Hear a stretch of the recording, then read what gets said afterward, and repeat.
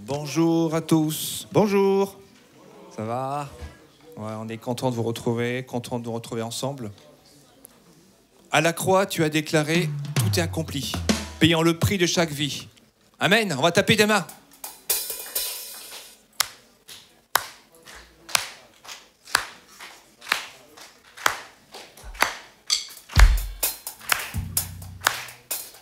À la croix.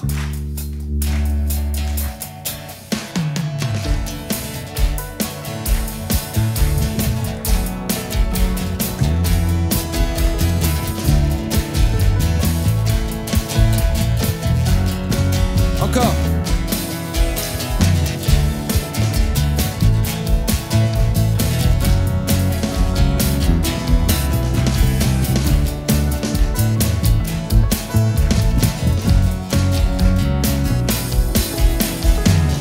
À la croix, tu as déclaré tout est accompli, payant le prix de chaque vie.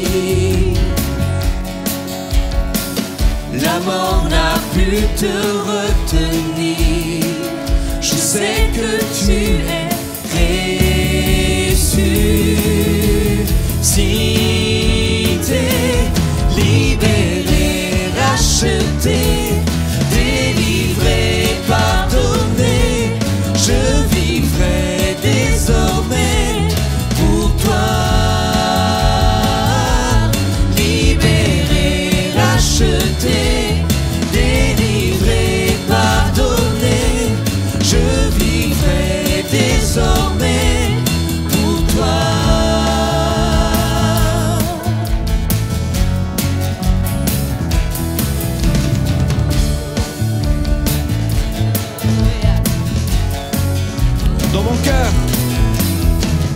Dans mon cœur, tu fais résonner le son de ta voix afin de diriger mes pas.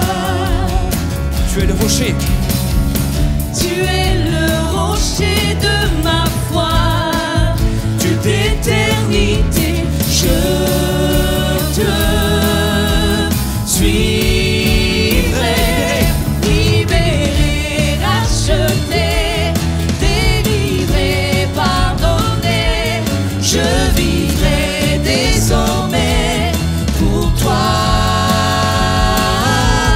Libéré, racheté, délivré, pardonné. Je vivrai désormais pour toi.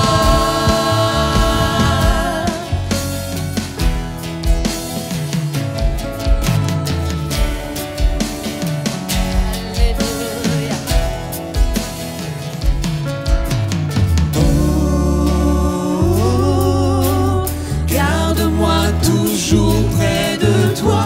Oh, tu es mon secours et ma joie. Oh, garde-moi toujours près de toi. Oh,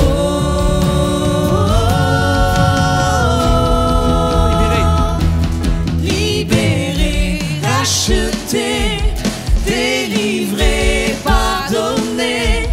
Je vivrai désormais pour toi. Libéré, racheté, délivré, pardonné. Je vivrai désormais pour toi. Libéré, racheté, délivré, pardonné.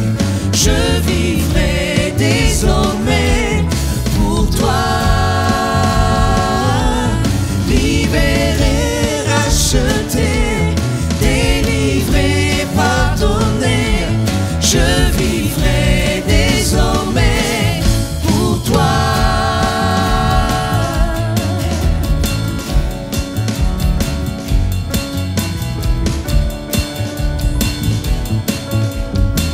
Libéré, racheté.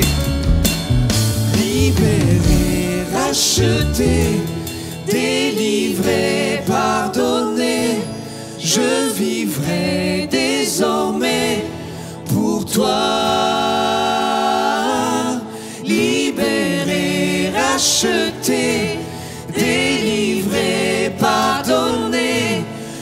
je vivrai désormais libéré, racheté, délivré, pardonné.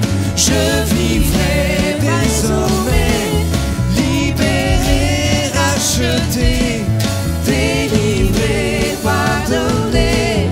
Je vivrai désormais pour toi.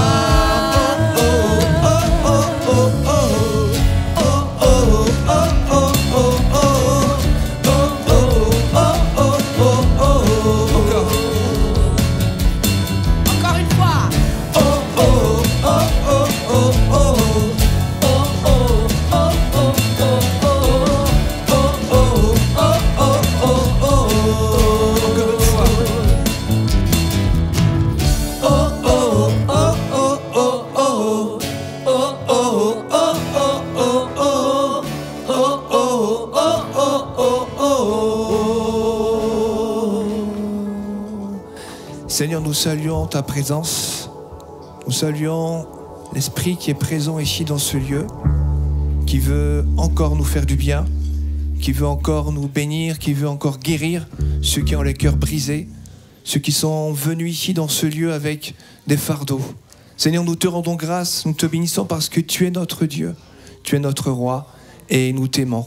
Seigneur, nous aimons ta présence, nous aimons partager ces chants avec toi. Tu es vraiment pour nous. Tu es avec nous.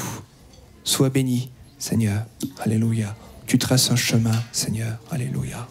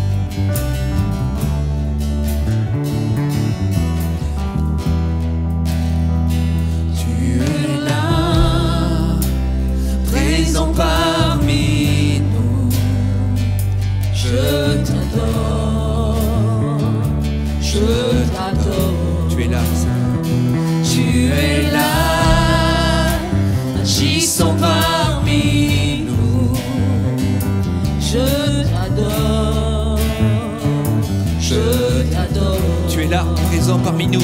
Tu es là, présent parmi nous. Je t'adore, je t'adore. Tu es là, Seigneur. Tu es là, agissant parmi nous. Je t'adore, je t'adore. Tu traces un chemin, Seigneur. Trace un chemin au Père des miracles, tu tiens tes promesses, lumière dans les ténèbres, mon Dieu, c'est ce que tu es. Oh, tu traces un chemin au Père des miracles, tu tiens tes promesses, lumière dans les ténèbres, mon Dieu, c'est ce que tu es. Tu traces un chemin.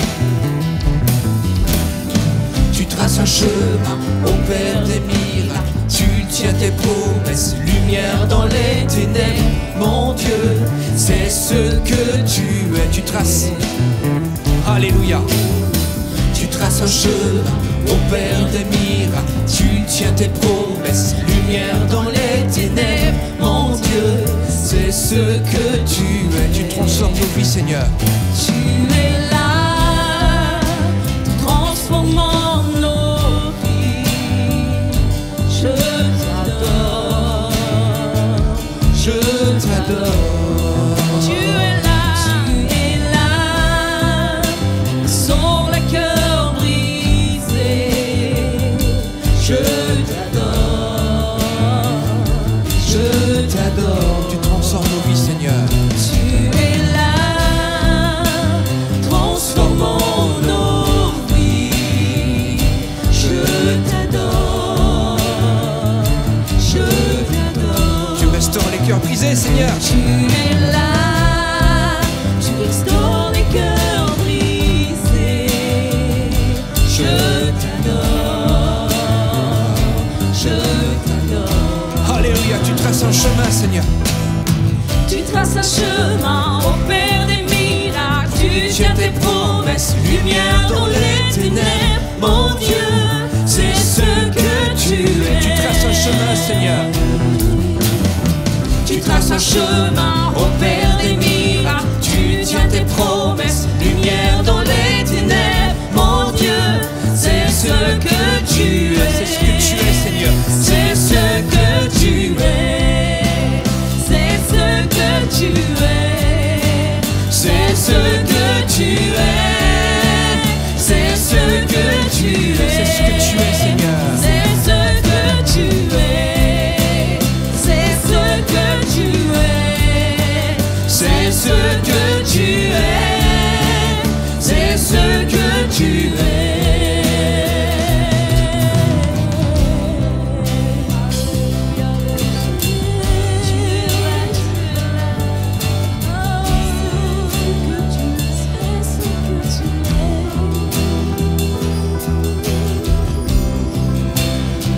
Manifeste-toi, Seigneur, ô Saint-Esprit, que tu es. Et quand je ne le vois pas, tu es là. Et quand je ne le sens pas, tu es là. Tu agiras encore. Tu agiras encore. Et quand je ne le vois pas, tu es là. Et quand je ne le sens pas, tu es là. Tu agiras encore. Tu agiras encore. Et quand je ne le vois pas, tu es là. Et quand je ne le sens pas, tu es là. Tu agiras encore. Tu agiras encore. Et quand je ne le vois pas, tu es là. Et quand je ne le sens pas, tu es là. Tu agiras encore. Tu agiras encore. Et quand je ne le vois pas, tu es là. Et quand je ne le sens pas, tu es là. Tu agiras encore. Tu agiras encore. Tu traces un chemin, opères des miracles. Tu tiens tes promesses, lumière dans les ténèbres. Mon Dieu, c'est ce que tu es. Tu traces un chemin, opères des miracles. Tu tiens tes promesses, lumière dans les ténèbres. Mon Dieu, c'est ce que tu es. Tu traces un chemin, Seigneur. Tu traces un chemin, opères des miracles. Tu tiens tes promesses, lumière dans les ténèbres. Mon Dieu, c'est ce que tu es. Alléluia. Tu traces un chemin, opères des miracles. Tu tiens tes promesses, lumière dans les ténèbres. Mon Dieu, c'est ce que tu es. C'est ce que tu es, Seigneur. C'est ce que tu es. C'est ce que tu es. C'est ce que tu es. C'est ce que tu es. C'est ce que tu es. C'est ce que tu es. C'est ce que tu es. C'est ce que tu es. Encore, c'est ce que tu es. C'est ce que tu es. C'est ce que tu es. C'est ce que tu es. C'est ce que tu es. C'est ce que tu es. C'est ce que tu es. C'est ce que tu es. C'est ce que tu es. C'est ce que tu es.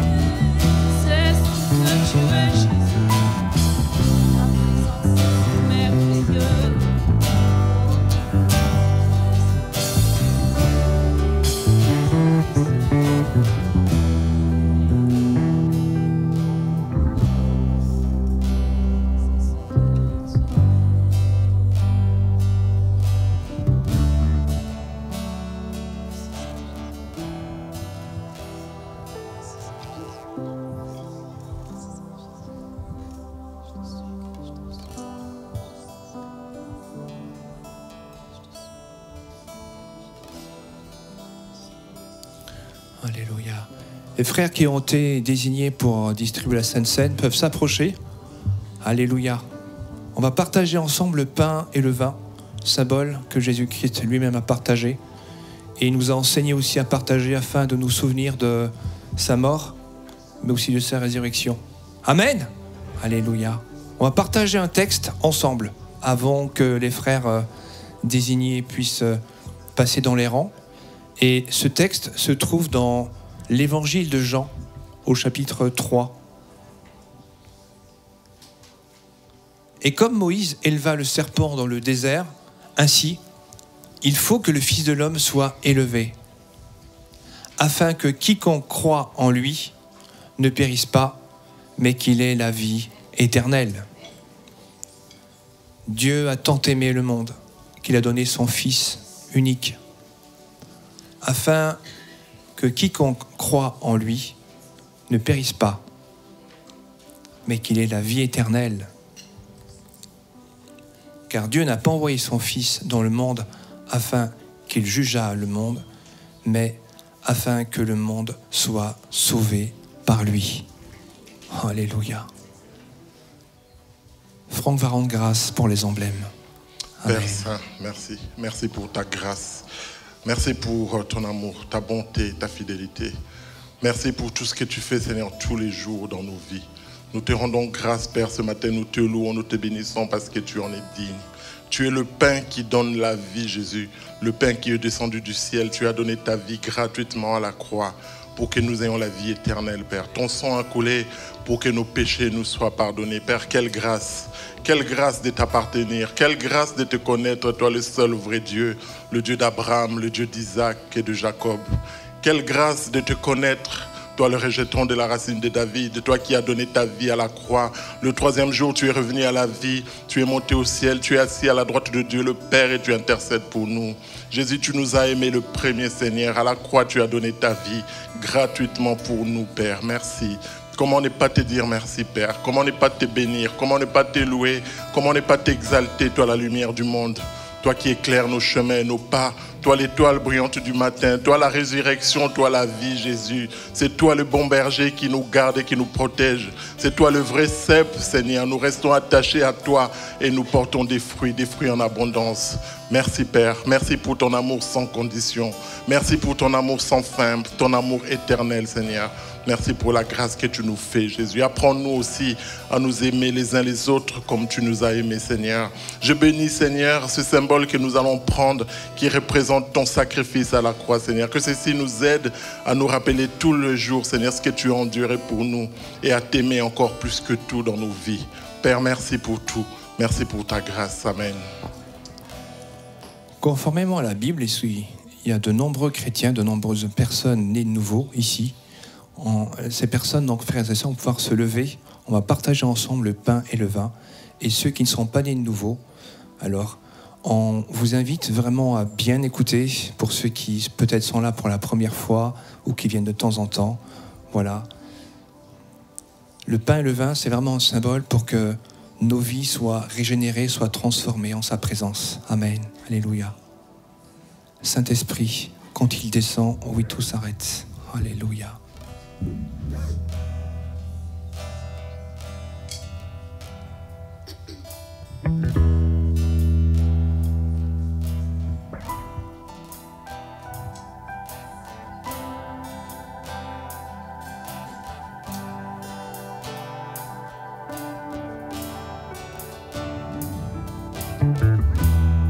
Seigneur, nous te bénissons. Nous sommes reconnaissants parce que tu nous as donné ton esprit.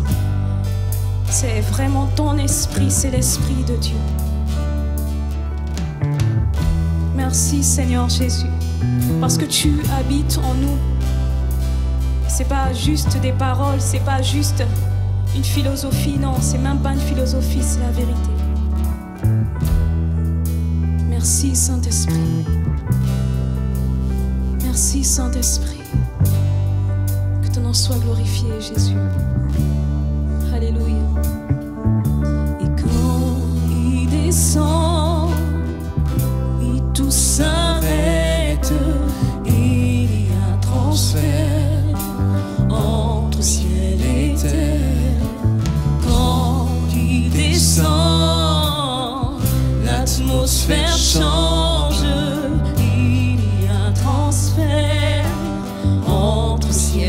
les terres. Quand il descend, oui, tout s'arrête. Il y a un transfert entre ciel et terre.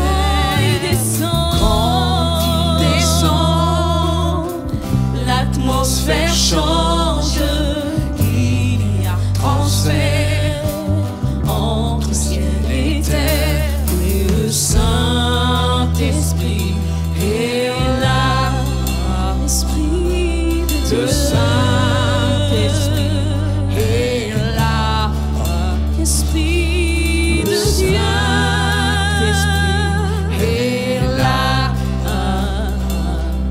Le Saint-Esprit est là.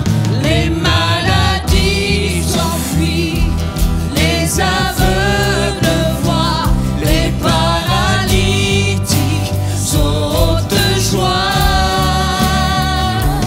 Les stériles enfantent, les sourds entendent par sa puissance, par sa puissance. Les maladies s'enfuient, les aveugles voient, les paralytiques sautent de joie. Les stériles enfantent, les sourds entendent par sa puissance, par sa puissance.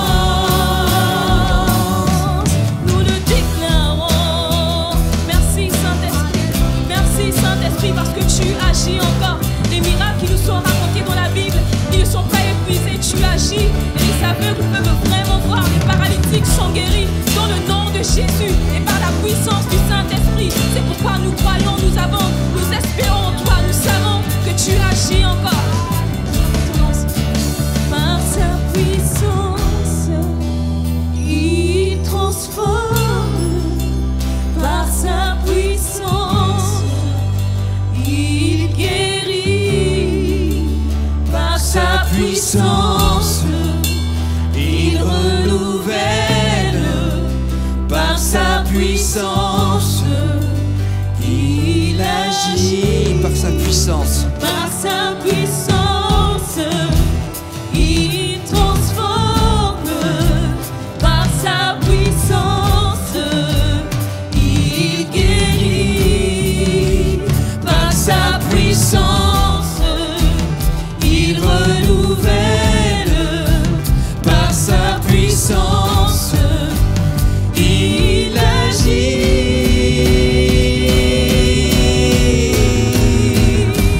Les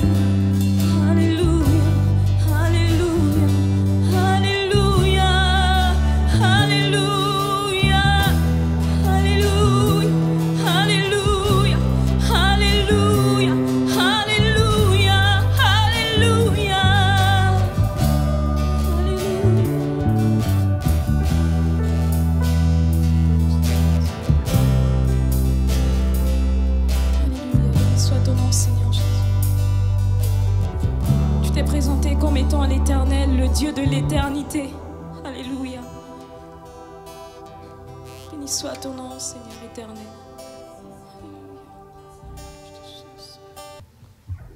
Dieu peut faire infiniment.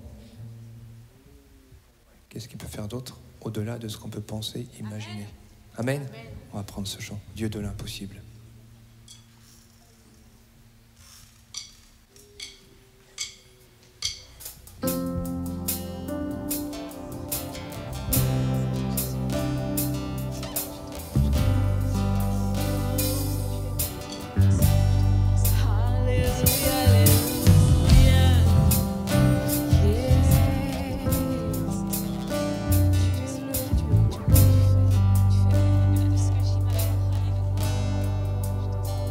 Dieu peut faire infiniment et au-delà,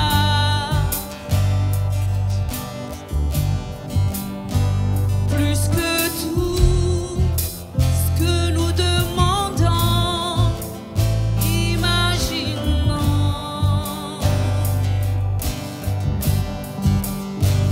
Ses promesses, oui et amen, se réalisent.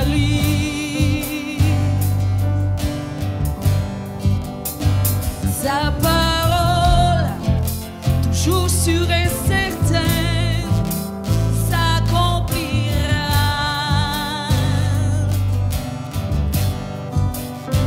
Car il est puissant. Dieu est puissant, Dieu de l'impossible. Je sais qu'il peut tout accomplir, tout accomplir. Il est sans limite. En lui je peux tout accomplir, tout accomplir. Dieu est grand, majestueux, il règne en roi.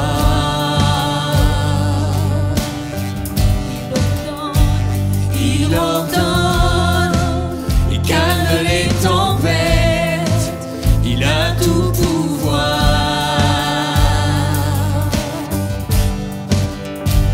Par sa force incomparable, il nous soutient.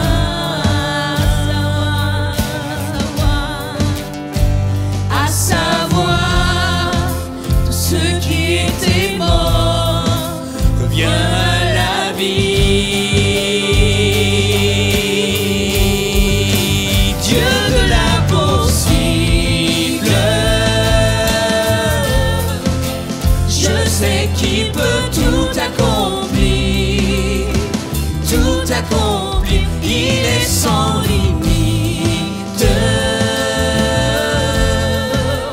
En lui je peux tout accomplir, tout accomplir. Dieu de l'impossible, je sais qu'il peut tout accomplir, tout accomplir. Il est sans limite.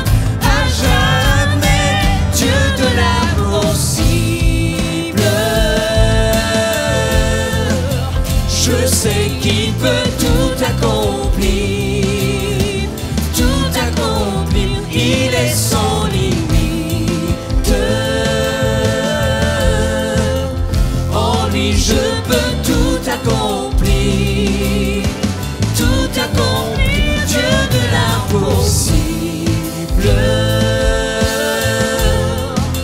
Je sais qu'il peut tout accomplir, tout accomplir. Il est sans limite. En lui je peux tout accomplir, tout accomplir.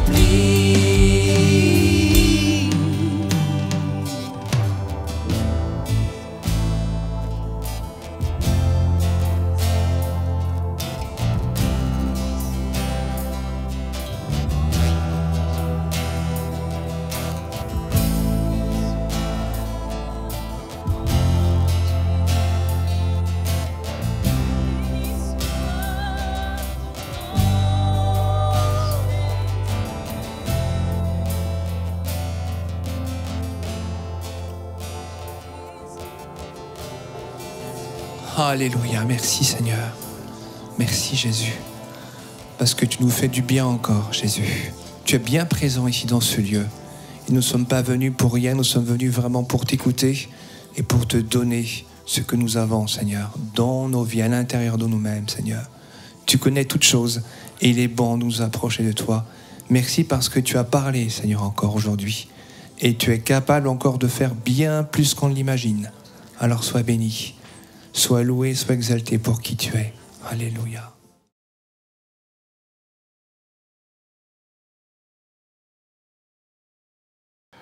Souhaitons la bienvenue à toute personne nouvelle qui nous visite. Soyez les bienvenus. Que le Seigneur vous bénisse. Amen. C'est vraiment le cri de nos cœurs, c'est notre prière. C'est que la bénédiction réservée à l'Église soit répandue sur chacun d'entre nous. Sommes heureux aussi de partager ces moments avec le pasteur Marcel Péché, que l'Église commence à connaître parce qu'il intervient de plus en plus pour nous apporter ce qu'il a reçu de la part de Dieu, l'enseignement de la parole. Alors si vous le voulez bien, nous allons tous nous lever et demander la grâce de Dieu avant de laisser le pasteur Marcel Péché.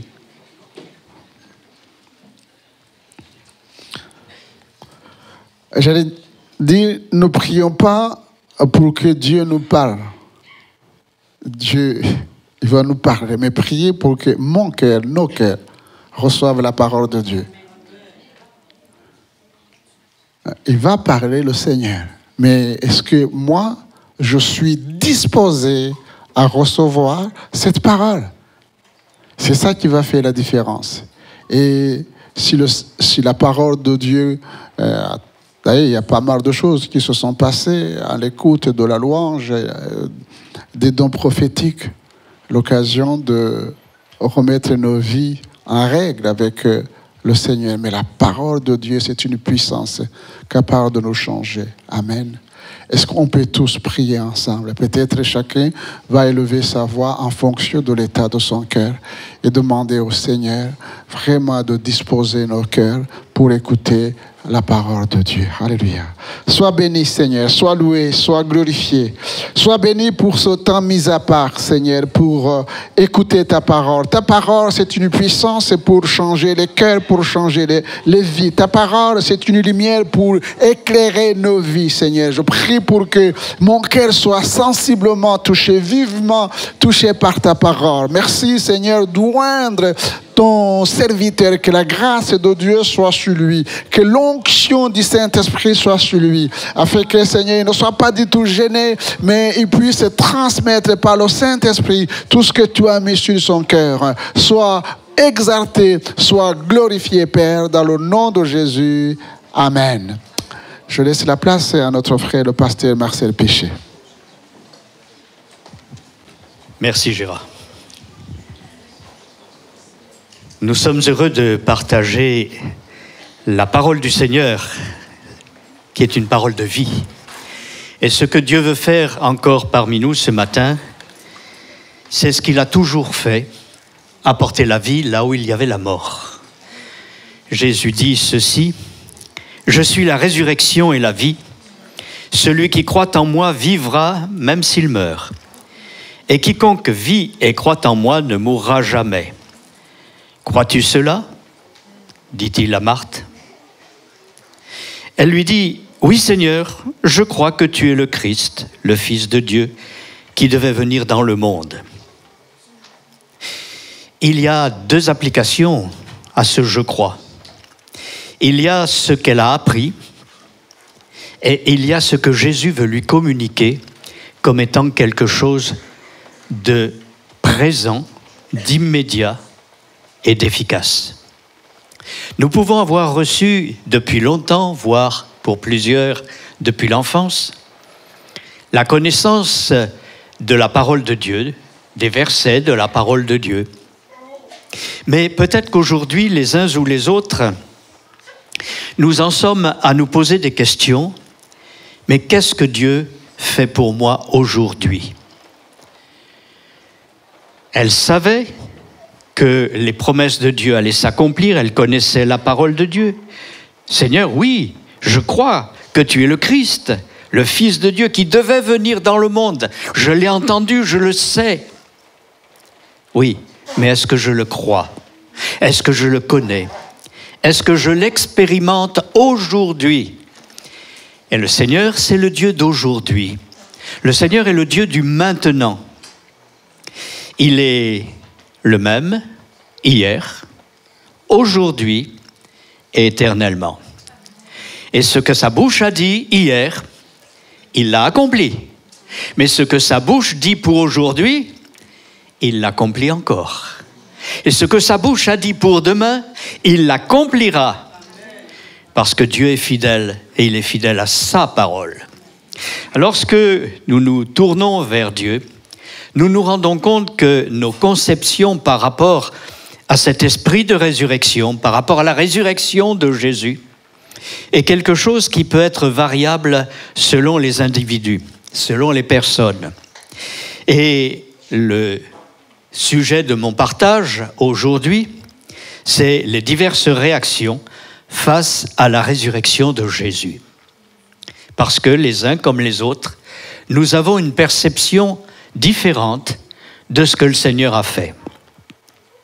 Dieu est le « je suis ». Et il est pour chacun un « je suis » d'une manière particulière. Pour les uns, d'une certaine manière, parce qu'ils croient que Dieu est le créateur du ciel et de la terre. Bon, c'est bien. Pour d'autres, il est le libérateur de leur vie. Pour d'autres, il est celui qui a pardonné leurs nombreux péchés. Pour d'autres, il est chacun selon sa propre conception.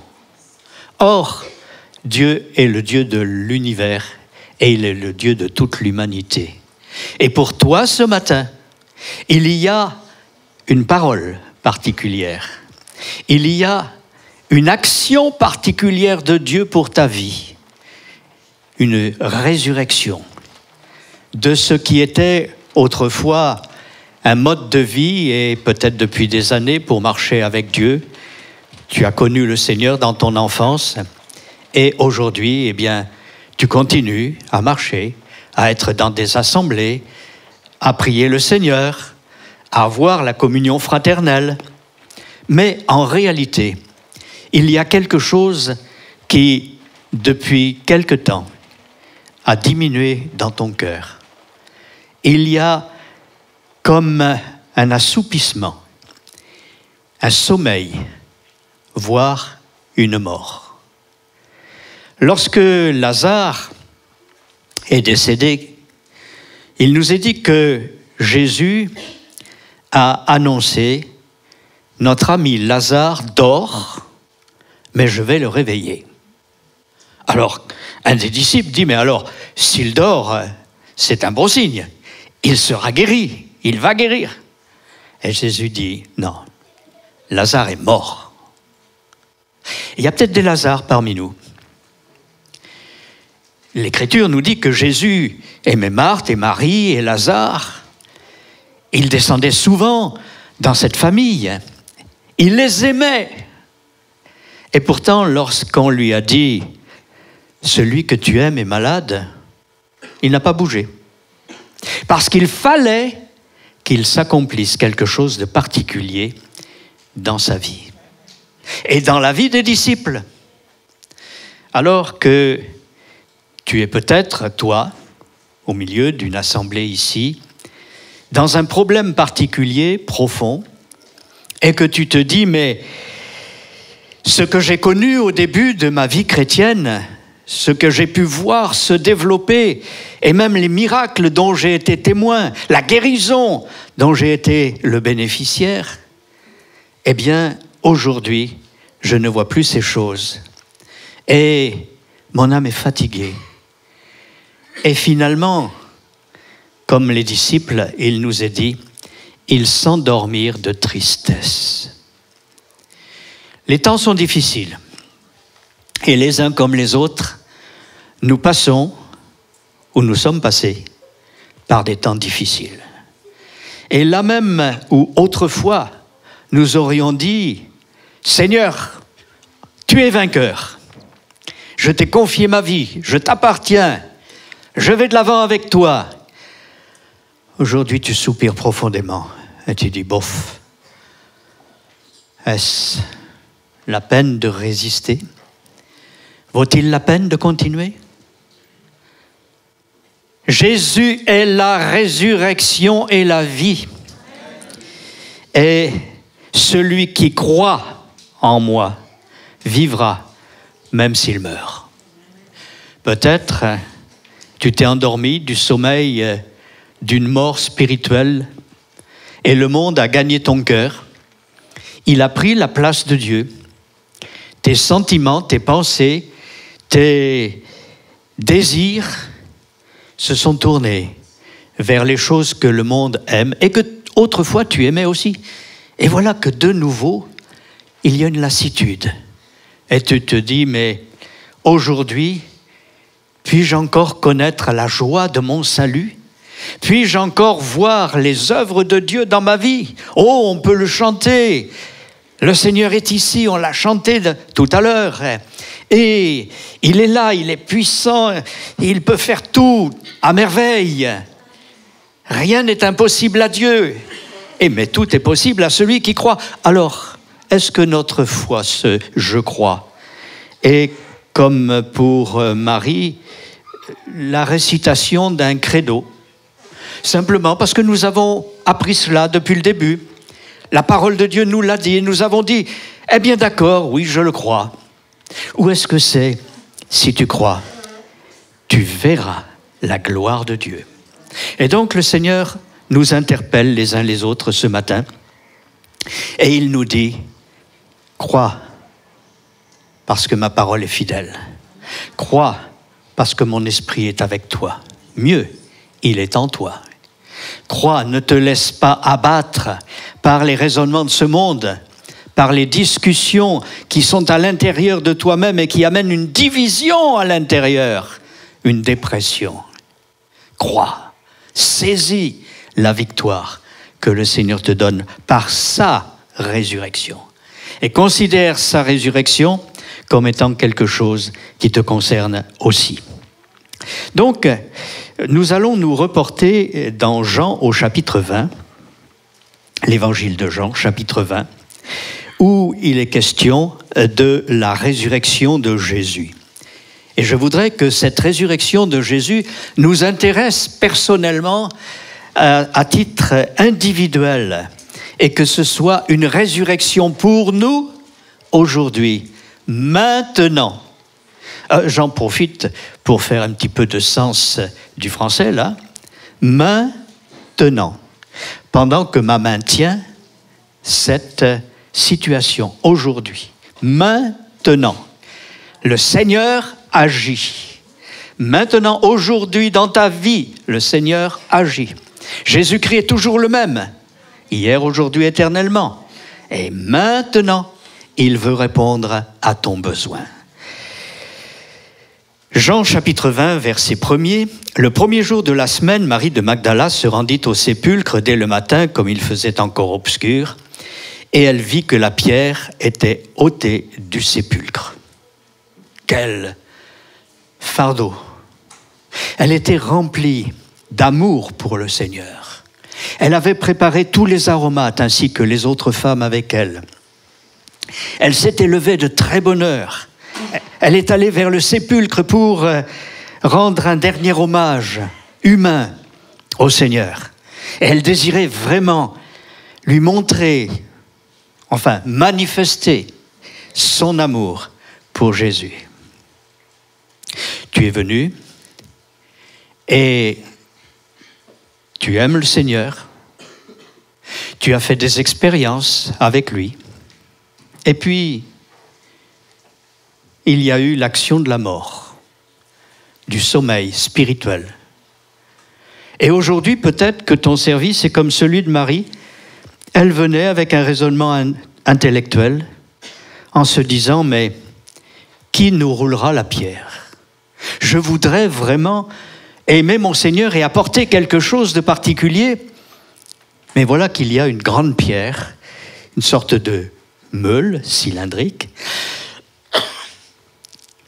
et très grosse, de près de 2 mètres de diamètre et de 30 cm, grosso modo, d'épaisseur. C'était très lourd. Et en plus, ça avait été scellé, il faut rouler cette pierre. Et elle s'est dit, mais c'est pas possible, je n'y arriverai jamais. Et nous, les femmes, là, on ne va pas y arriver. Qui nous roulera la pierre? Eh bien, tu es en train de te dire, dans la difficulté que je traverse, qui va rouler la pierre pour que j'entre en contact nouveau, comme une résurrection avec le Seigneur? Alors, il y a une parole qui, dans un autre passage de l'Évangile, nous encourage. Lorsqu'elles arrivèrent au sépulcre, elles virent que la pierre avait été roulée. C'était fait. Et un ange s'est assis dessus. Autrement dit, vos difficultés humaines, le Seigneur les règle d'une manière spirituelle. Il y a un temps pour tout. Il y a un temps pour se poser des questions, mais il y a un temps pour exercer sa foi. Il y a un temps pour se dire, mais je suis déçu du passé. Celui que j'aime s'en est allé. Il est mort, c'est fini. Non, aujourd'hui, il est ressuscité. Et c'est un témoignage divin. Un ange, angelos, qui signifie messager, eh bien, est là pour dire, il est vivant. Et ton problème est réglé. La pierre est roulée. Et tu as maintenant un accès direct à celui qui est ressuscité. Eh bien, pour toi aujourd'hui, il y a cette réalité. Donc il ne s'agit pas de raisonner, de savoir, Seigneur, pourquoi, du comment, comment tu vas faire. Et non, c'est fait. C'est fait. Tout est accompli. Et dans le ciel, Dieu qui voit toutes choses au présent, sait aussi quel est ton jour de délivrance. C'est aujourd'hui, le jour de grâce. C'est aujourd'hui, le jour du salut. Et aujourd'hui, si tu entends sa voix, n'endurcis pas ton cœur. Parce que cette pierre qui était devant le sépulcre, nous la trouvons également lorsque Lazare a été mis dans le tombeau. Il y avait une pierre, le même genre de pierre, qui était là pour fermer l'ouverture. Et lorsque Jésus s'est présenté devant le tombeau de Lazare, qu'a-t-il dit? Roulez la pierre. Donc des hommes étaient là, ils ont descellé, ils ont roulé la pierre, malgré les remarques des femmes qui étaient là. Mais il y a 4 jours qu'il est là, il sent déjà, tu vas toucher des choses qui ne sont pas très agréables, ça sent mauvais. Et peut-être que dans ta vie, ça sent mauvais aussi. C'est possible. Mais le Seigneur dit rouler la pierre. Et cette pierre-là, qu'est-ce qu'elle représentait? L'incrédulité. Et dans ta vie, le Seigneur veut faire pénétrer sa parole jusqu'au fond de ton problème. Il veut faire pénétrer sa vie jusqu'au fond de ton tombeau. Et là où la chose est impossible aux hommes, elle devient possible à Dieu. Et quand Jésus a parlé d'une voix forte, « Lazare, sors !» Eh bien, le mort est sorti, entouré de bandelettes, lié, Il a dû sautiller pour arriver jusqu'à l'entrée du tombeau. Mais il est arrivé. Eh bien, ce matin, je voudrais que la parole de Dieu pour toi soit de te dire, sors de ta maladie, sors de ton sommeil, sors de tes ennuis matériels, sors de ton découragement, sors du mépris de toi-même et crois que ce qui est impossible aux hommes est possible à Dieu. Crois-le de tout ton cœur. Et si tu crois, tu verras la gloire de Dieu. Amen. Donc à ce moment-là, on ne vient pas pour rendre un culte formel extérieur simplement parce qu'il faut le faire, parce qu'on aime le Seigneur, et puis on n'attend plus rien. Non, c'est quelque chose de tout à fait nouveau. Alors, donc, il y a cette action du Seigneur qui est infiniment variée. Chacun va faire une expérience particulière pour lui-même. Jésus avait annoncé qu'il ressusciterait. Il l'avait dit dans Matthieu 28, verset 6. C'est l'ange qui le dit, il est ressuscité comme il l'avait dit. Dans Marc 16, les versets 7 à 8, il vous précède en Galilée comme il vous l'a dit, c'est là que vous le rencontrerez. Ah bon? Donc le Seigneur les avait prévenus. Dans Luc 24, les versets 6 à 11, tout ce passage nous dit aussi, un ange qui parle, « Souvenez-vous de quelle manière il vous a parlé, bien-aimé. » Je m'adresse à toi qui peut-être a oublié les promesses de Dieu dans ta vie, qui, dans ton enfance peut-être, a entendu l'appel de Dieu et a pu dire, « Oui Seigneur, je veux te servir. Oui Seigneur, je veux marcher avec toi. Seigneur, je veux aller plus loin. Je veux dépasser mon problème, ma difficulté. Oui, Seigneur, c'est toi qui me qualifies. Et quand Dieu appelle, il qualifie. Quand Dieu qualifie, il envoie. Et quand il envoie, il pourvoit. Dieu a un plan pour ta vie. Est-ce que tu crois que véritablement, il y a une résurrection par rapport à tes pensées négatives? Il y a une résurrection par rapport à ce que tu crois mort et qui devient vivant par la puissance du Saint-Esprit. On va dire, mais c'est pour dans longtemps. Non, c'est aujourd'hui le jour de grâce, c'est aujourd'hui le jour du salut, c'est aujourd'hui un jour de résurrection pour toi. Le veux-tu? Et si tu crois, je répète, tu verras la gloire de Dieu. Donc maintenant, c'est comme une résurrection que le Seigneur veut pour chacun d'entre nous. Et je dirais en application ce que Jésus dit dans Jean chapitre 3, verset 3. Il est question de ceci. Si un homme ne naît de nouveau, il ne peut voir le royaume de Dieu. Le royaume de Dieu, Jésus dit, il est au milieu de vous. Il ne vient pas de manière à frapper les regards. Les uns le voient, l'autre à côté ne voit rien du tout. Les uns saisissent par la foi l'action de l'esprit, l'autre à côté reste impassible et complètement fermé. Le cœur est bouclé, étanche, et l'eau de la parole coule, mais ne pénètre pas. Alors, on ne peut pas voir ou concevoir même le royaume de Dieu. Pourtant, Dieu a son royaume au milieu de nous. Et je souhaite que chacun de ceux qui écoutent cette parole puisse dire « Je veux prendre part au royaume de Dieu. » Amen. Bon. Alors, le concevoir, le comprendre, c'est pouvoir aller plus loin. Parce que si je ne sais pas ce que je dois faire, évidemment, je ne peux pas aller plus loin. Et il y a ce fait du royaume de Dieu, ensuite, dans lequel il faut entrer. Dans Jean 3, 5, Jésus ajoute, « Si un homme ne naît d'eau et d'esprit, il ne peut entrer, donc expérience concrète, dans le royaume de Dieu. » Et j'ai dit ce matin que c'est un jour de grâce, c'est un jour de gloire, c'est un jour de salut, c'est un jour de résurrection, c'est un jour de victoire de la part de Dieu pour nous. Veux-tu y entrer? Alors crois, et donc tu verras la gloire de Dieu. Bien. Maintenant, on voit dans Jean 20 un autre personnage. Le deuxième, c'est Jean. Comme Pierre et Jean ont été avertis de ce que le tombeau, la pierre était roulée, le tombeau était vide, on dit les femmes, eh bien, Pierre et Jean ont couru ensemble, c'est ce que nous dit le texte au verset 2.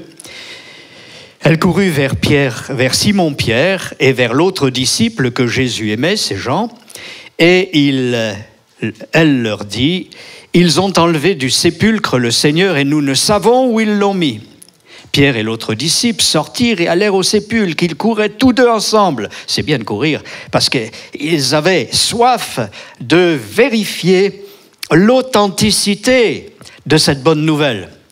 Et peut-être vous êtes venus avec des questionnements et vous avez besoin de vérifier l'authenticité de la parole de Dieu. Et Jésus a pu dire ceci concernant les disciples dans sa prière, « Sanctifie-les par ta parole. Ta parole est la vérité. » Est-ce que nous croyons la parole de Dieu? Elle est efficace et elle est éternelle et elle produit la vie. Et puis ailleurs, il nous est dit, il envoya sa parole et il les guérit. Elle produit la guérison en suscitant la foi. La foi vient de ce que l'on entend, et ce que l'on entend vient de la parole de Christ. Cette parole éternelle. Alors, est-ce que ce matin, notre foi saisit une parole? Ne serait-ce qu'une seule. Sur l'ensemble de tout ce que nous partageons, là, il y a peut-être une phrase qui va vous toucher. Un mot. Je me souviens de cas authentiques où c'est un mot de la parole de Dieu, dans une phrase inversée, sur tout un ensemble de prédications de 30 ou 40 minutes, qui a touché une personne et a transformé sa vie. Et encore, la personne avait mal compris le mot. Ce qu'elle disait après. « Ah, j'ai été bouleversé, j'ai été touché, surtout quand vous avez dit... » J'avais jamais dit ça. Ah, ça se rapportait bien sûr à quelque chose qui faisait partie du contexte. Et qu'est-ce qui s'est passé?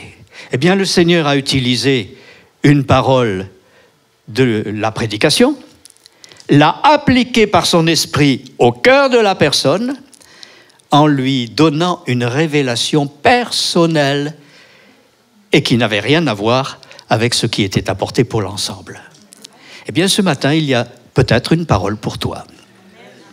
Saisis une parole de Dieu avec foi et va de l'avant. Marche dans la résurrection de Jésus. D'accord? Alors, il y a Jean qui arrive. Lui, il courait, il était assez jeune et il courait vite et donc il est arrivé le premier. Mais voilà qu'il a eu peur d'entrer. Ah, rentrer dans le lieu de la mort. Rentrer dans quelque chose où il semble qu'on perd tout.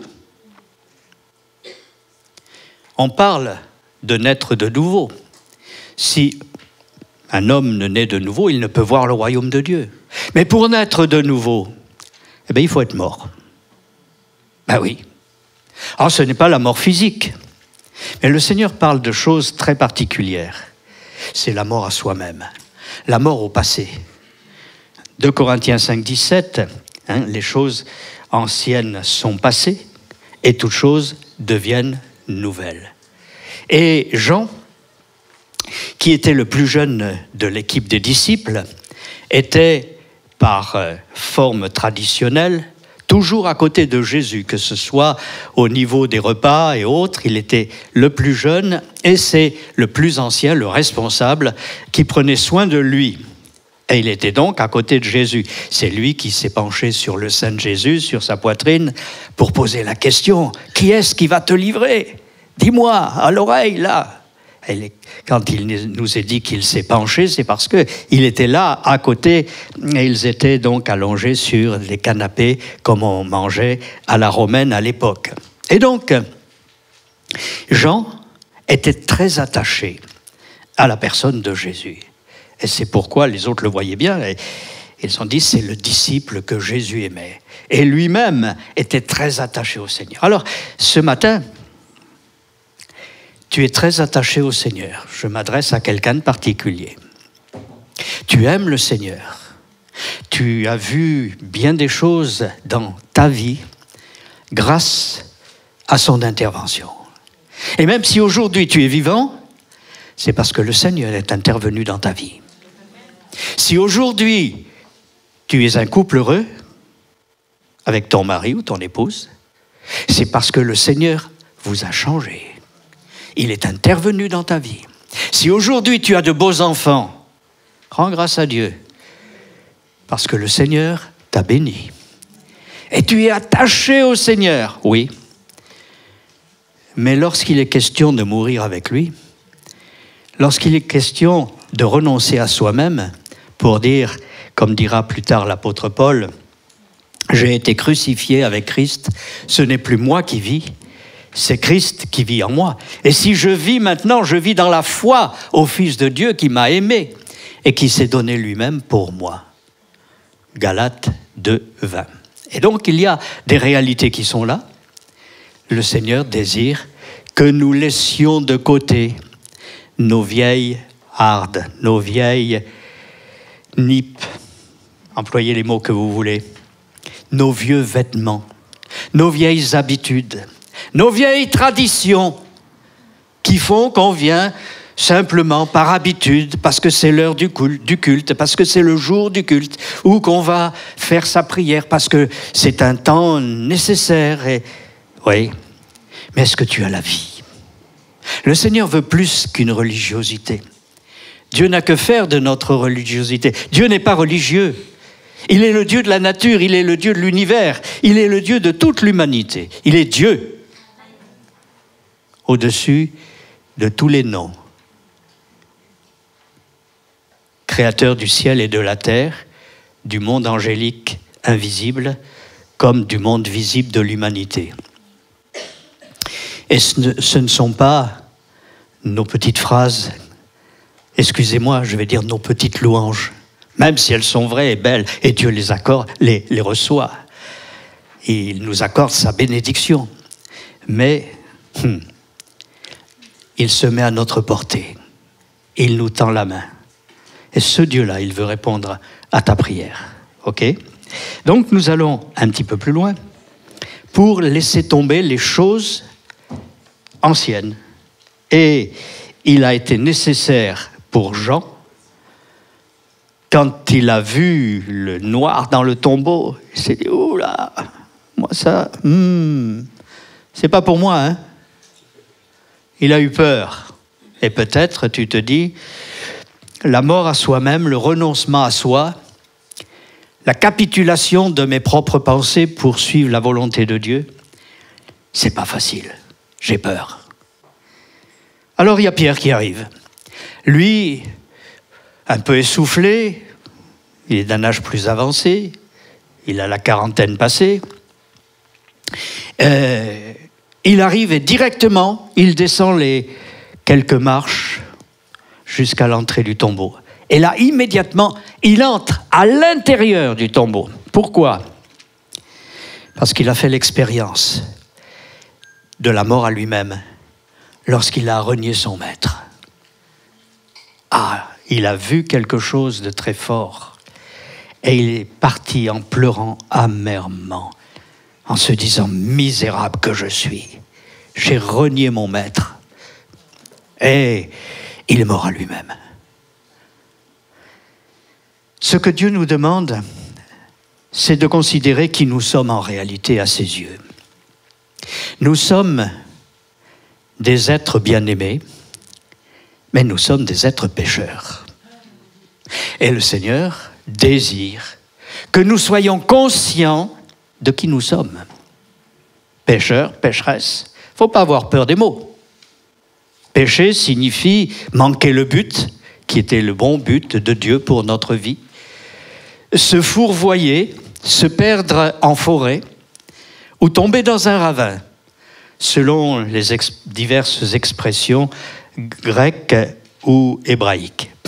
Et donc, lorsque nous réalisons notre péché, notre misère, lorsque nous réalisons que nous sommes passés à côté du plan de Dieu pour notre vie, qui aurait été quelque chose de supérieur à ce que nous avons vécu, alors nous disons, eh bien aujourd'hui, Christ est ma vie et la mort m'est un gain. Qui osera dire ça?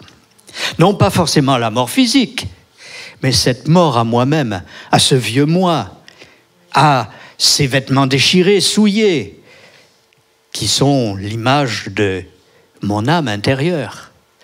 Le Seigneur veut faire de toi une nouvelle créature. Pourquoi? Si nous confessons, c'est-à-dire si nous reconnaissons nos péchés, Dieu est fidèle et il est juste pour nous pardonner et pour nous purifier de toute iniquité, de toute injustice. C'est lui qui le fait. Christ est mort pour nos péchés, ressuscité pour notre justification. Et il y a des choses merveilleuses que le Seigneur a accomplies dans le cadre de sa mort à la croix. Et lorsqu'il s'est écrié « Tout est accompli », ton péché était pris en compte dans la mort de Jésus. Ta maladie était prise en compte dans les meurtrissures de Jésus. Et Pierre dira plus tard, lui, Jésus, dans les meurtrissures duquel nous avons été guéris. C'est fait. Comme la pierre a été roulée. C'était fait. Et les femmes qui étaient là se disaient, mais on n'y arrivera jamais. Si, c'est fait de la part de Dieu. Eh bien pour toi, pour ton problème, pour ta difficulté, c'est fait dans le plan de Dieu. Par ta foi, fais descendre tout simplement la grâce que Dieu a prévue pour ta vie. Aujourd'hui, je le répète, c'est aujourd'hui un jour de grâce. C'est aujourd'hui un jour de salut. Donc, Pierre et Jean sont arrivés et ils ont constaté ce qui était dans le tombeau. Et alors là, ils ont cru, parce qu'ils ont vu des choses concrètes dans lesquelles nous n'avons pas le temps d'entrer, mais leur vie a été bouleversée, parce qu'ils sont rentrés, ils ont osé rentrer dans la mort de Jésus. Mais il n'était plus dans le tombeau. Et là, un autre texte nous dit que quand les femmes se sont penchées, quand Marie s'est penchée pour voir aussi au début, il y avait deux hommes là à l'intérieur, deux anges, un à la tête, l'autre au pied de l'endroit où le corps avait été couché. Et ils lui disent, mais ne cherche pas parmi les morts celui qui est vivant. Je voudrais ce matin appliquer cette phrase particulière à chacun de nous, ou peut-être à des responsables dans l'Assemblée, qui va dire, mais un responsable qui va dire, mais cette personne est morte, elle n'a pas la vie, il y a quelque chose qui manque. Eh bien non, parce que si tu crois, là, maintenant, tu vas voir que l'action du Saint-Esprit va se réaliser. Et le Seigneur va pouvoir dire à celui qui voudrait t'aider, ne cherche pas parmi les morts celui qui est vivant. Est-ce que nous pouvons faire confiance aux uns et aux autres qui sont dans des assemblées comme celle-ci, par exemple, et dont nous savons le parcours difficile, délicat, dangereux, et nous nous disons, bon, c'est mort. Il ou elle ne s'en sortira jamais. C'est pas possible. Alors si quelqu'un pense cela, je vais lui dire, tais-toi. Ne regarde pas à ce qui est impossible, mais regarde à celui qui est la résurrection et la vie. Et crois et prie pour que le Saint-Esprit travaille le cœur de cette personne que tu considères comme mort ou morte spirituellement, Parce que le Seigneur est toujours sa vie. Et aujourd'hui, là même où autrefois cette personne peut-être marchait dans la fidélité, dans la droiture, et puis tu t'es rendu compte, elle aussi, qu'elle a peu à peu dégringolé et qu'elle est descendue dans le sépulcre. Mais aujourd'hui, c'est un jour de salut et de gloire. C'est un jour de grâce de la part de Dieu. Voilà. Maintenant, un autre texte dans Marc au chapitre 16, les versets 9 à 14, il est dit ceci, je vais le prendre. Jésus étant ressuscité le matin du premier jour de la semaine, apparut d'abord à Marie de Magdala, de laquelle il avait chassé 7 démons. Elle alla emporter la nouvelle à ceux qui avaient été avec lui et qui s'affligeaient et pleuraient. Pourquoi ? Parce qu'ils étaient tous dans la même pensée, ils ont perdu leur ami. Et pour eux, c'est fini.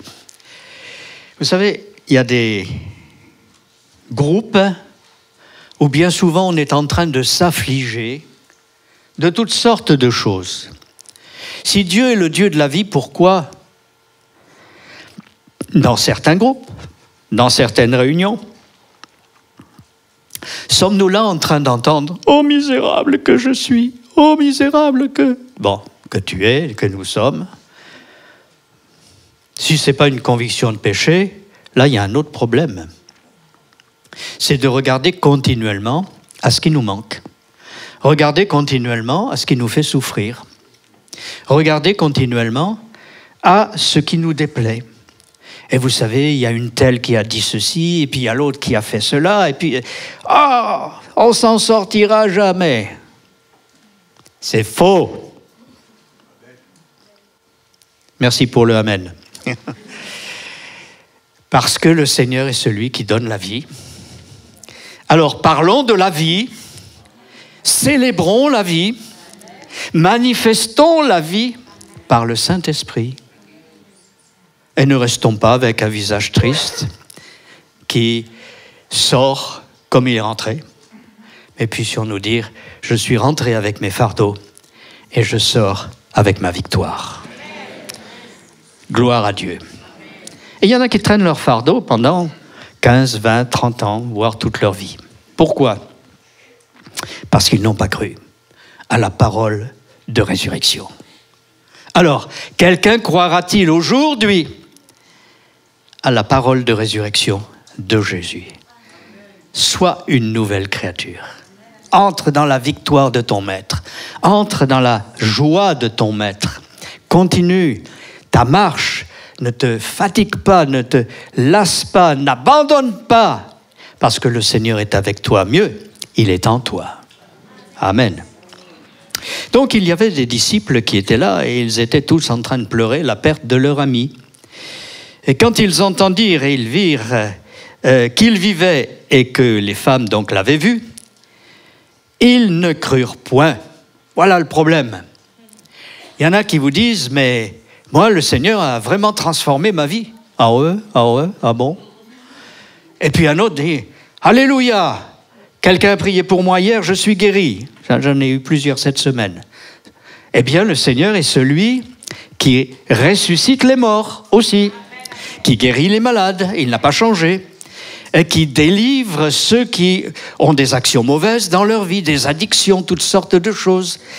Et alors que nous venons de prendre la Sainte Seine, par exemple, je me souviens du cas d'un monsieur qui était justement en train de mettre en place les éléments de la Seine avant le culte.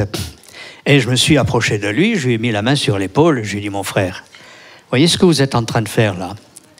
La Sainte Seine que vous êtes en train de préparer. Est-ce que vous croyez que cela représente l'œuvre de Jésus pour vous ? Ah, il m'a dit oui.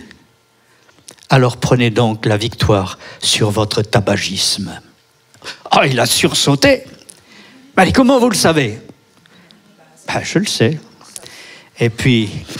Et pourtant, je suce des pastilles pour pas que ça se sente. Oui, bon. Et le brave, quelques minutes plus tard, ayant pris la Sainte Seine avec l'ensemble, eh bien, a été débarrassé instantanément. de son addiction qui durait depuis des années, il avait camouflé tout ça, libéré d'une addiction. Ça peut être le tabac, ça peut être autre chose, ça peut être n'importe quoi, ça peut être des pensées, ça peut être une attirance particulière. Eh bien, le Seigneur est celui qui libère, qui guérit, qui transforme, qui ressuscite. Il donne une vie nouvelle. D'accord. Donc, ils ne crurent point. Après cela, Jésus apparut sous une autre forme à 2 d'entre les disciples qui étaient en chemin pour aller à la campagne, disciples d'Emmaüs. Ils revinrent l'annoncer aux autres qui ne les crurent pas non plus. C'est pénible, hein? Alors, le problème, c'est que quand on a une idée de groupe mal informée, eh bien, la pensée du groupe est quelque chose de morbide, c'est-à-dire, morbidus, ça ne veut pas dire mortel, hein, ça veut dire malade. C'est une maladie spirituelle. On est là en train de regarder toujours aux choses négatives, et il y a ça qui ne va pas, et il y a ça qui ne va pas, et encore ça, et puis l'autre, il a encore fait ça, et puis elle a encore dit ça, et puis, arrêtez. Arrêtez. La vie de résurrection nous fait regarder à celui qui est la résurrection et la vie. La vie de résurrection nous fait regarder à celui qui est la résurrection et la vie. Et cette vie, elle est dans le bien-aimé qui a donné sa vie pour nous. C'est fait. Bon, alors, l'esprit de groupe aussi, c'est quelque chose qui amène bien souvent, alors ça peut être dans la joie aussi, mais la joie ne dure pas forcément longtemps. Et résultat, c'est la tristesse, la frustration, la déception, parce que par rapport à ce qu'ils ont vécu avant, comme Marie, elle était dans cette pensée que Jésus pouvait tout apporter dans sa vie et l'avait libérée de cette démon, etc. C'était quelque chose de fort. Marie avait un amour profond pour le Seigneur. Et cependant, elle était là, devant le tombeau ou dans le jardin, et elle pleurait. Et Jésus s'approche d'elle. Et il lui dit, « Myriam, Marie, pourquoi pleures-tu » Elle, pensant que c'était le jardinier, va dire, « Mais si c'est toi qui l'as pris, dis-moi où tu l'as mis, j'irai le chercher. » Et là, Jésus prononce son nom. Comme tant de fois il l'avait prononcé avec affection, avec douceur.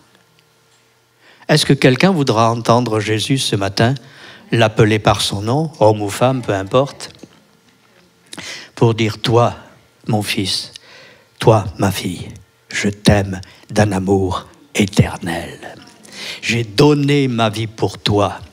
Et à chaque coup de fouet que j'ai senti dans mon dos, j'ai crié pour toi, je t'aime, je t'aime, je t'aime. Le Seigneur est amour. Ce n'est pas une théorie que je suis en train de vous dire.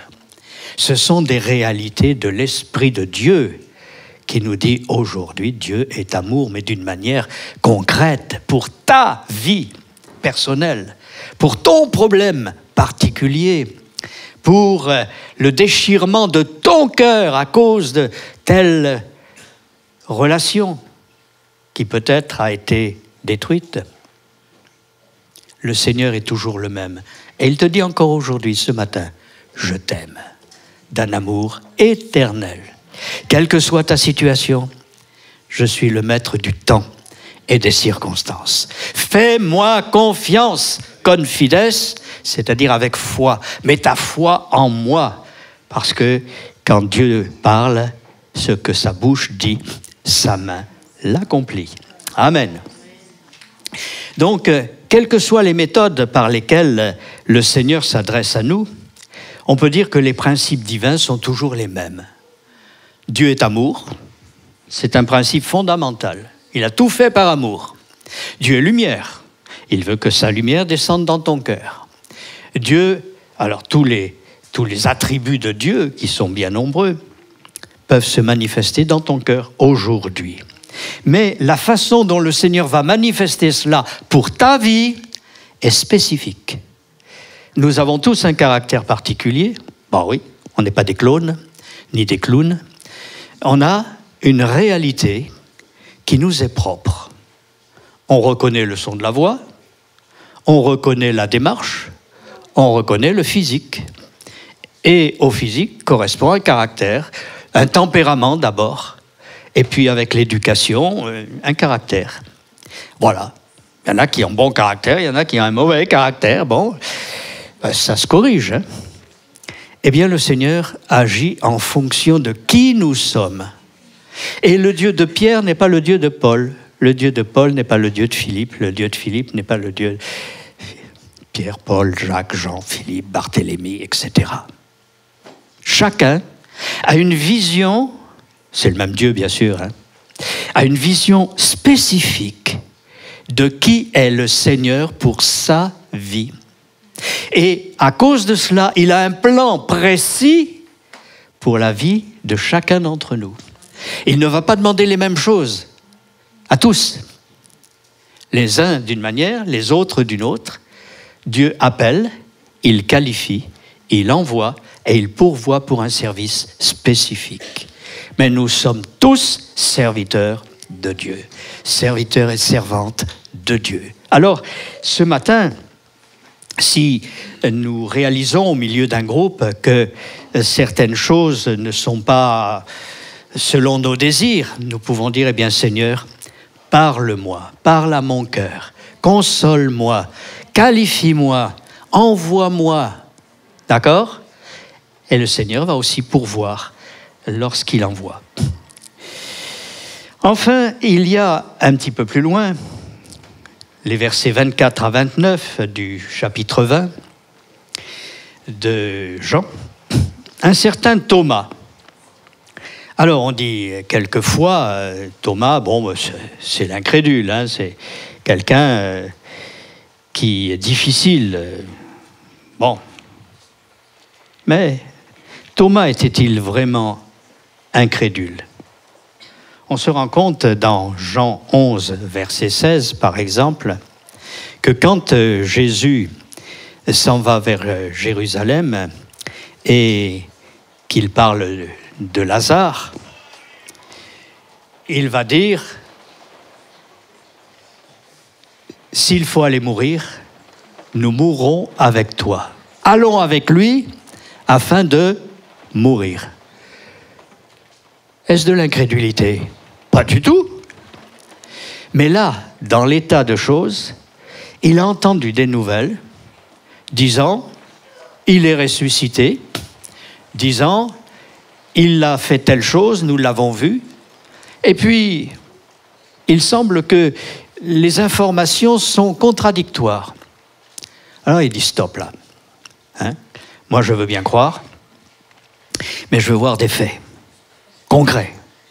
Si je ne mets mon doigt dans le trou des clous, si je ne mets ma main dans son côté, dans le coup de lance, je ne croirai pas. Faut pas me raconter des balivernes, hein ? Et peut-être, même certainement, au milieu d'un ensemble de gens, il y en a qui disent, bon, ouais, je veux voir. Tel dit, j'ai été guéri. Ouais, mais attends, est-ce qu'il n'y a pas eu ceci ou cela qui fait que tu as été guéri sans que ce soit le Seigneur qui intervienne ? Et toutes les questions, j'en vois qui sourient et qui dodelinent de la tête. Pourquoi ? Parce que vous l'avez vécu. Et vous vous dites, bon, c'est figue ou raisin ? C'est vrai ou faux ? Moi, je veux voir. Eh bien, un jour, j'ai dit cela. Et en l'espace d'une demi-heure de prédication, le Seigneur a répondu à cette question très précise que je mentionnais mentalement au fur et à mesure de la prédication, avec des versets précis qui répondaient à chaque question. Plus les témoignages de gens qui avaient été guéris, plus des chants qui étaient joyeux. Je me suis dit, je répète, deux choses l'une, ou ce type qui parle est un médium, et alors il entend mes pensées, il y répond, Ou alors, vraiment, Dieu est là au milieu de ce petit groupe, car c'était qu'un tout petit groupe. Eh bien, Dieu était là. Et il m'a convaincu par son esprit. Et il a manifesté sa grâce, et la délivrance, et même la guérison dans ma famille, etc. Dieu est toujours au travail. Il est le Dieu de la résurrection. Aujourd'hui, donc aujourd'hui, si vous entendez sa voix, n'endurcissez pas votre cœur, mais dites, Seigneur, je veux sincèrement contrôler ce que j'entends et dire, Seigneur, je t'appartiens et je veux te suivre. Bon. Thomas disait, je veux voir pour croire. Et Jésus dit, si tu crois, tu verras. Ah bon? Ça remet les choses en place, hein? C'est l'inverse. Eh bien, osons faire ce que notre raisonnement n'ose pas faire. La grâce de Jésus envers un cœur honnête, mais dans l'expectative, se manifeste encore aujourd'hui. Il y a des gens honnêtes qui sont là et qui se disent, mais tout ça, c'est trop beau pour être vrai, comme me disait un monsieur pour qui je venais de prier. Il était paralysé depuis 2 ans et finalement, alors qu'il marchait couramment, guéri, il me regarde et me dit, c'est trop beau pour être vrai. Je ne peux pas y croire. Parce qu'il ne voulait pas soumettre sa vie à Dieu. Et pourtant, le fait concret était là, il était guéri. Alors, qu'il n'y ait pas cet endurcissement de cœur parmi nous. Que personne ne dise « c'est trop beau ». Ah, quand même, un Dieu qui répond aux prières, ben oui, ça existe, c'est Dieu. Un Dieu qui guérit aujourd'hui, ah bon? Est-ce qu'il peut encore le faire? Jésus-Christ est toujours le même, hier, aujourd'hui, éternellement. Ah bon? Un Dieu qui pourvoit aux besoins de ses enfants? Mais il l'a prouvé dans toutes les Écritures et par des multitudes de témoignages. Je pourrais en donner beaucoup, même me concernant. Donc, le Seigneur est fidèle. Il est digne de foi. Qui ce matin pourra dire « Je veux m'attendre à celui dont la parole s'accomplit ». Il y a la nécessité, il attend de nous une nécessité de foi dans sa parole et dans les promesses qu'il a données. Une nécessité de foi dans des témoins fiables et expérimentés qui peuvent dire réellement « Jésus est vivant, il est ressuscité, il vit en moi par son esprit et il a fait de moi une nouvelle création. » La foi dans des faits concrets et avérés. Et puis aussi le rejet de tous nos raisonnements, de nos craintes, de nos a priori, en disant « Bon, après tout, moi j'ai ma religion et bon, je m'en suis accommodé jusqu'à présent et ce sera très bien comme ça par la suite. » Non, c'est pas une religion. J'ai dit Dieu n'est pas religieux. C'est l'homme qui crée la religion. Dieu est le Dieu de l'humanité. Dieu est le Dieu de tout est possible. Et il veut être ton Dieu d'une manière spécifique, rempli de son amour pour toi et des projets qu'il a pour ta vie. Jérémie 19, 11, Dieu dit ceci, « Je connais les projets que j'ai pour vous, projets de paix et non de malheur, afin de vous donner un avenir et de l'espérance. » Qui veut avoir cet avenir? Qui veut mettre cette espérance en celui qui ne varie pas? C'est le moment de le faire et nous allons prier. Père Céleste, merci parce que tu aimes cette humanité. Tu aimes ces hommes, ces femmes qui, au milieu de leurs problèmes, sont comme morts, endormis et malades ou atteints de toutes sortes de difficultés.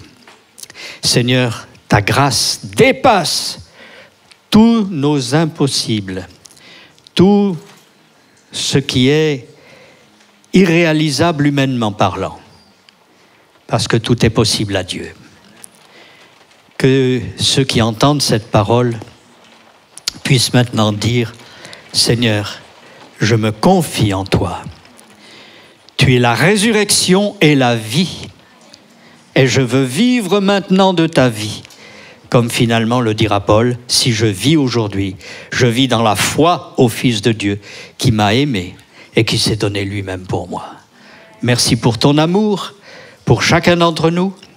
Merci pour tes projets bienveillants, pour nous donner un avenir et de l'espérance.